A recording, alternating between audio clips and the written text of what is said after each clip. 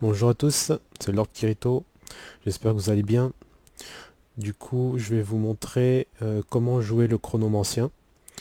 Donc, j'expliquerai vaguement certaines mécaniques, notamment comment le jouer en soutien dans les prochaines vidéos. Là, du coup, je vous montrerai surtout ce qu'elle apporte de plus, cette spé, et je vous ferai plutôt une spé DPS comme build à jouer.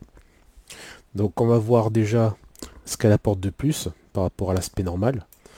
Là, on peut voir que ici, vous avez la compétence F5 qui est apparue, par rapport au fait que quand vous explosez les illusions que vous invoquez, vous avez différents effets. Donc le F5, la particularité, c'est que vous pouvez faire un retour vers le passé, où en gros, vous pouvez effectuer des actions, et en fait, quand vous explosez avec le F5, ça va vous permettre, une fois que la déchirure se fait, de revenir et de réinitialiser en fait les skills que vous avez utilisés pendant que vous avez claqué le F5. Donc c'est pour ça qu'on appelle ça retour vers le passé et déchirure spatio-temporelle. Ensuite, autre spécificité, vous utilisez des puits. Donc bien sûr c'est différent des puits du nécro. Là ça va être plus des puits basés sur du support. Donc là par exemple vous avez le puits d'éternité, donc c'est le heal. Donc on va voir les effets ensemble. Donc là la particularité c'est que ça fait des pulsations de heal. Et la dernière pulsation en fait c'est pour le groupe. Donc ça c'est bien quand vous êtes en groupe. Ici vous avez le puits de calamité, donc c'est le puits de DPS. Donc ça va mettre des pulsations de dégâts qui va faire faiblesse et infirmité. Et après les dégâts finaux vont faire beaucoup plus de dégâts. Ici vous avez le puits de rappel, donc qui va mettre de l'euphorie, qui est justement un nouvel avantage que le chrono donne, qui consiste en fait à faire recharger plus vite vos skills pour vous et vos alliés. Et en même temps, ça met un peu de givre. Ici, vous avez le puits d'action qui va mettre de la célérité et qui va faire lenteur sur les adversaires. Donc les puits utilisés en support, ça va être plutôt le puits de rappel pour recharger plus vite les skills et le puits d'action pour la célérité et l'accélération de dégâts.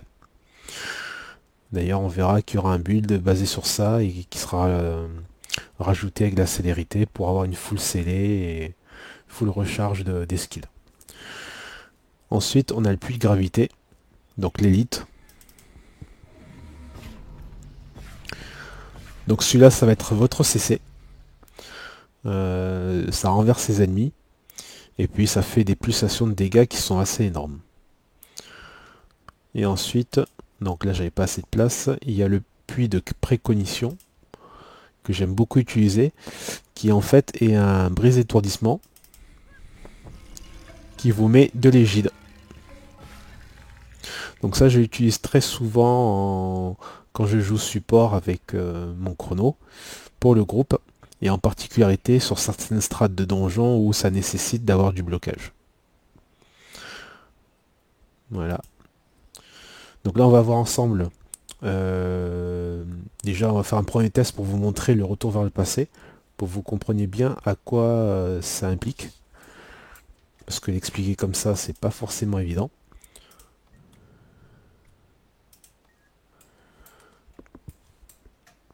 Donc là je vais effectuer, donc je vais invoquer des clones, des illusions. Une fois que j'aurai mes 3 illusions de pop, je vais faire le F5 et je vais invoquer mes puits. Et vous allez voir que du coup, les puits vont se réinitialiser.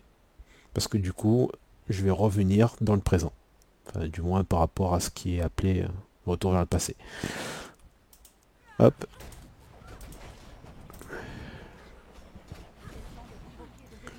Donc là, j'attends que ça pop. Donc les fantasmes attaquent. Et une fois qu'ils explosent, ils deviennent des clones. Et donc, ils vont s'inscrire ici. Donc là, j'ai les 3 illusions de pop. Je fais le F5. J'invoque mes puits. Et vous allez voir. que ceux-là, ils ont repop. Donc là, j'avais pas eu le temps de cliquer sur le dernier. Vous avez vu que les 3 autres que j'avais enclenchés sont revenus au point de départ. Donc ça permet en fait d'enchaîner une deuxième fois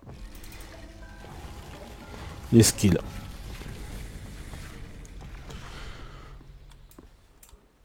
Donc du coup, ça marche pour tous les skills, y compris les fantasmes.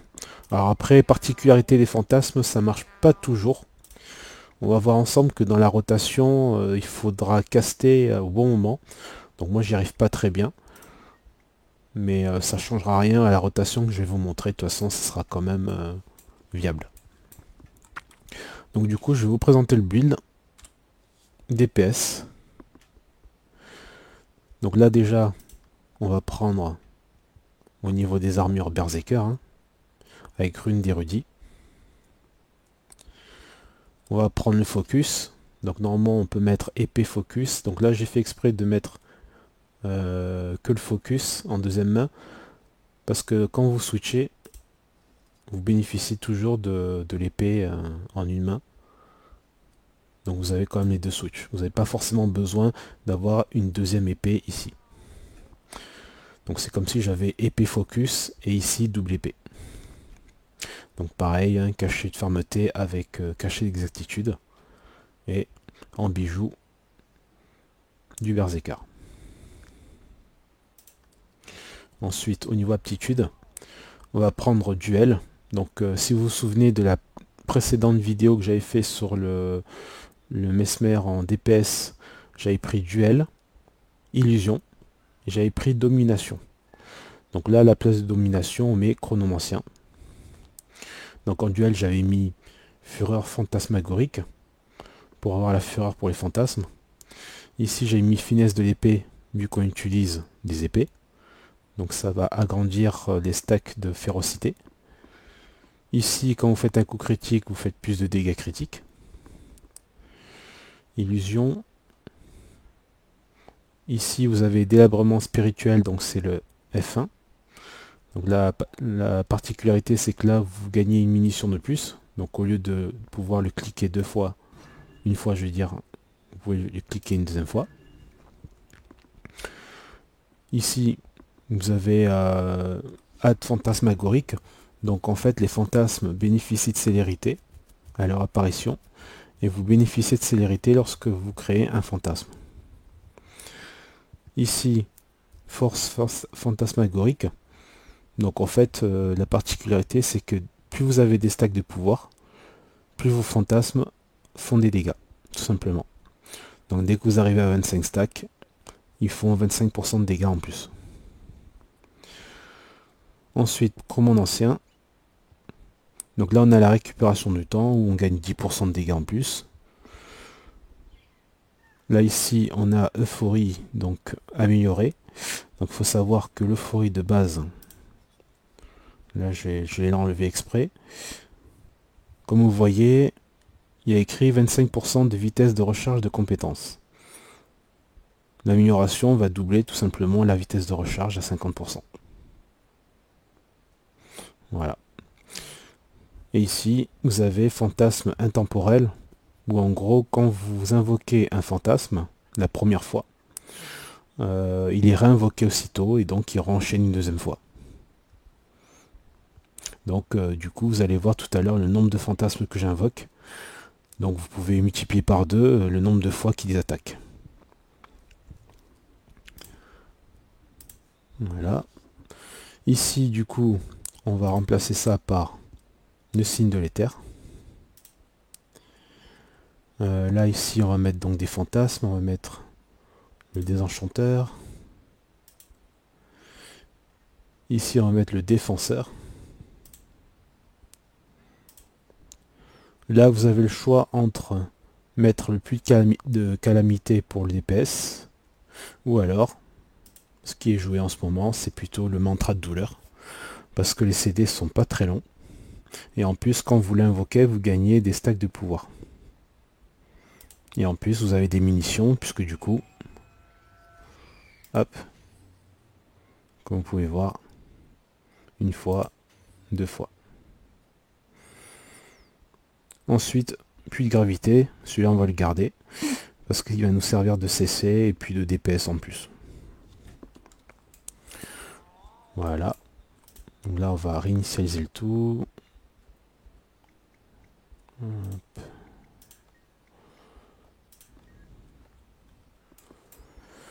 Donc là, la marche à suivre, c'est qu'on va invoquer les fantasmes pour faire du DPS.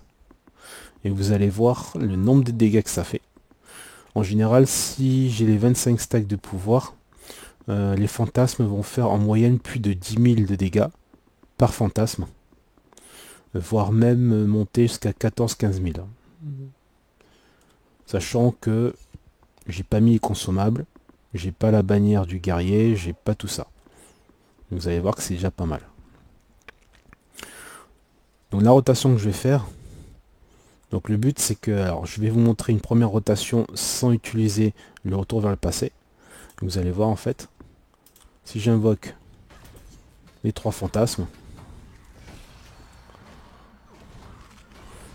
là je vais caster avec le signe, donc c'est pour ça que j'ai pris le signe de l'éther, hop, ça va réinitialiser, et du coup je peux les réinvoquer. Donc là en temps normal, si j'aurais fait le build sans l'aspect chrono, la rotation se serait arrêtée là.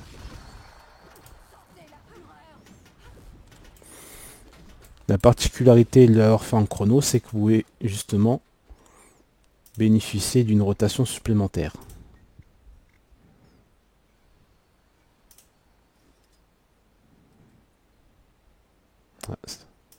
Hop. Et la rotation supplémentaire, c'est qu'on va rajouter le retour vers le passé, tout simplement.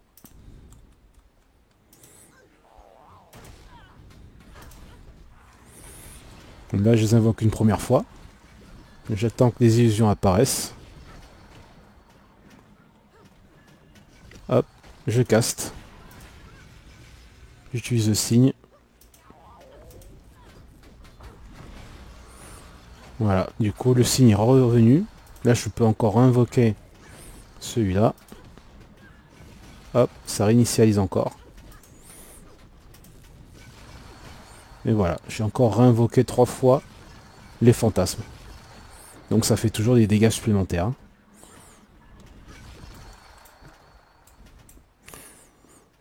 Donc du coup avec ce F5 vous pouvez vraiment faire des combinaisons vraiment monstrueuses.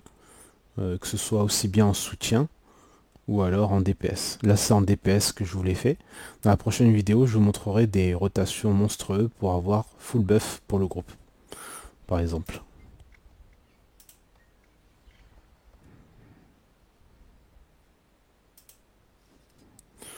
Voilà, donc maintenant on va s'attaquer à la vraie rotation complète.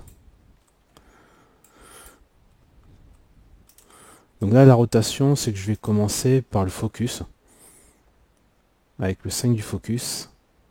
Je vais switcher, je vais faire le 5 de l'épée. À noter que justement l'épée me donne des stacks de pouvoir. Ça va être certainement votre carte maîtresse dans le build. Ensuite je vais invoquer le 7 du 8. Donc là après je vais caster. Ensuite je vais utiliser le signe. Je vais réinvoquer encore les fantasmes.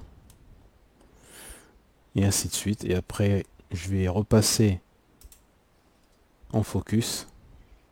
Et après je vais faire exploser les clones. Donc là le but c'est de spammer quand vous êtes toujours à 3 illusions. Vous spammez en fait le délabrement spirituel qui va faire de gros dégâts en fait. Donc ça, vos plus gros dégâts, ça va être les fantasmes, le F1, et vous avez également le mantra de douleur que vous rajoutez de temps en temps, après avoir fait un enchaînement d'épée. Histoire de temporiser le temps que les fantasmes reviennent. Et après, vous allez rajouter le puits de gravité vers la fin de la rotation, et ainsi de suite.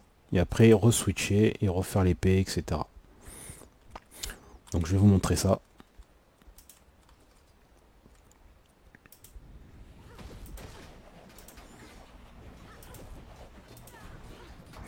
Là on invoque le mantra. Je vais mettre les 25 stacks. Là on va mettre un petit clone d'avance. Là on peut caster. Hop.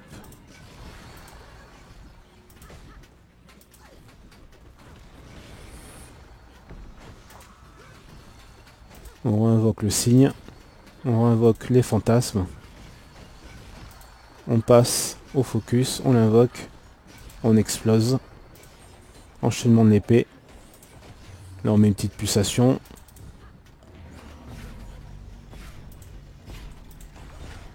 On invoque le puits. On refait encore un enchaînement. Il y a le fantasme qui pop.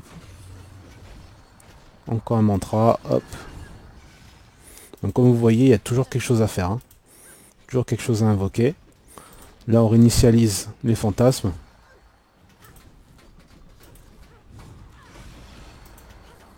On passe au focus.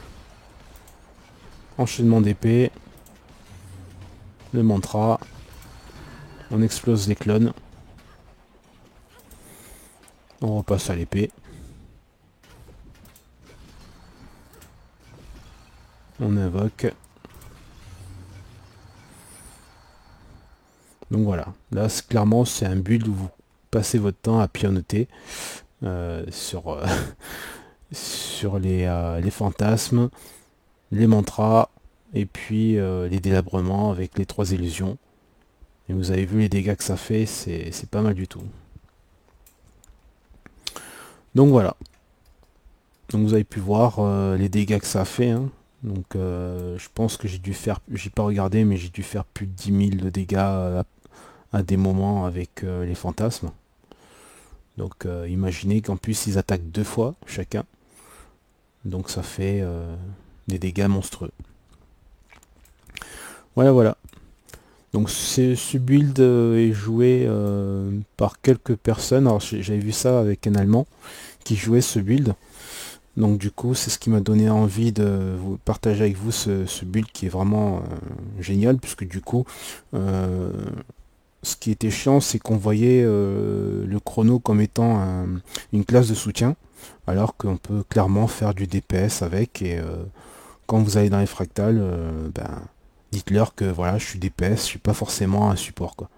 Parce que du coup, c'est à la fois l'une des classes les plus intéressantes, le chrono, mais c'est aussi l'une des classes où vous allez le plus vous faire pourrir, parce qu'on vous demande souvent de faire un peu l'assistana. Et clairement, je refuse de faire assistana, je suis plutôt pour faire ce que j'ai envie de faire. Voilà. Donc j'espère que ce build va vous plaire. Je vous invite à le tester. Et sur ce, je vous dis à la prochaine.